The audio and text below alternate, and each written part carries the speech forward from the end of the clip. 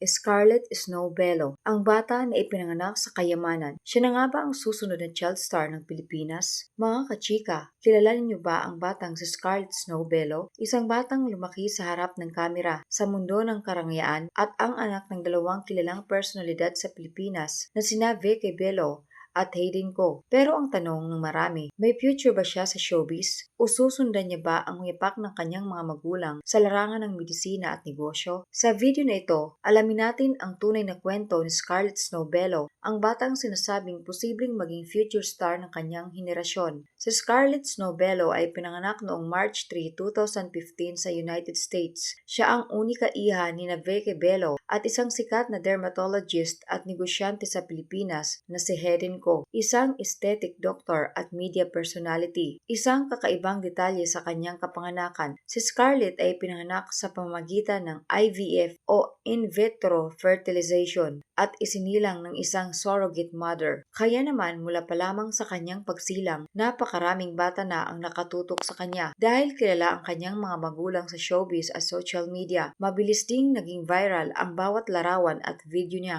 Mga kachika, kahit bata pa si Scarlett, milyon na ang nakakakilala sa kanya dahil sa social media ng kanyang mga magulang. Maraming netizens ang humahanga sa kanya dahil sa kanyang katalinuhan, pagiging polite at cute na personality. Marami ang nagsasabi na parang little princess siya ng social media. Sa mga videos niya, makikita na marunong siyang magsalita ng English ng maayos, mahilig siyang magbasa at napaka-expressive sa camera. Kaya naman, hindi maiiwasan ng mga netizens na sabihin na parang future celebrity ang batang to. Dahil sa kanyang karisma at camera presence, maraming netizens ang naniniwala na malaki ang posibilidad na pumasok siya sa showbiz. Narito ang ilang dahilan. Natural siya sa camera. Sa tuwing may video siya online, napaka-natural ng kanyang kilos. May celebrity aura. Lumaki siya sa paligid ng mga sikat na personalidad. Malaking social media following. Kahit bata pa siya, marami na siyang fans.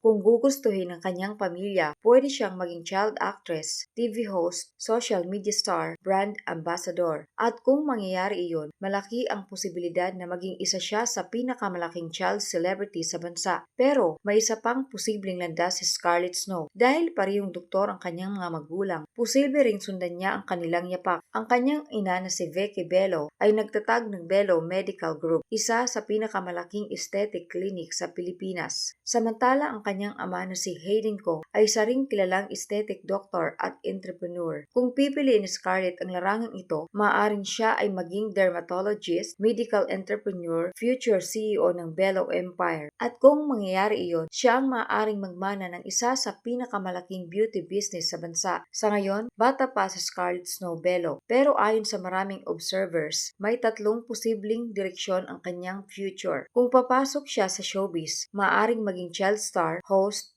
at influencer, future businesswoman. Dahil sa Bello Empire, maaari siyang maging susunod na leader ng negosyo ng pamilya, future doctor. Pero kahit ano pa ang piliin niya sa hinaharap, isang bagay ang sigurado, malaki ang potensyal ni Scarlett Snow Bello. Mga kachika, sa murang edad ni Scarlett Snow Bello, makikita na ang kanyang charm, intelligence at confidence. Kaya hindi nakakapagtaka kung maraming netizens ang nagsasabi na ito ang batang maaaring maging future superstar ng kanyang generation. Pero kayo mga kachika, ano sa tingin ninyo? Magiging artista ba siya, doktor tulad ng kanyang mga magulang, o magiging isa sa pinakamayamang young businesswoman sa Pilipinas? Comment down below ang inyong opinyon. At kung gusto ninyo ng mas marami pang showbiz stories at trending chika, huwag kalimutang i-like, mag-comment at mag-subscribe sa Yansky Chika. At dito po nagtatapos ang ating chikahan mga kayansky. Ito po si Yansky Chika at maraming salamat po sa panonood.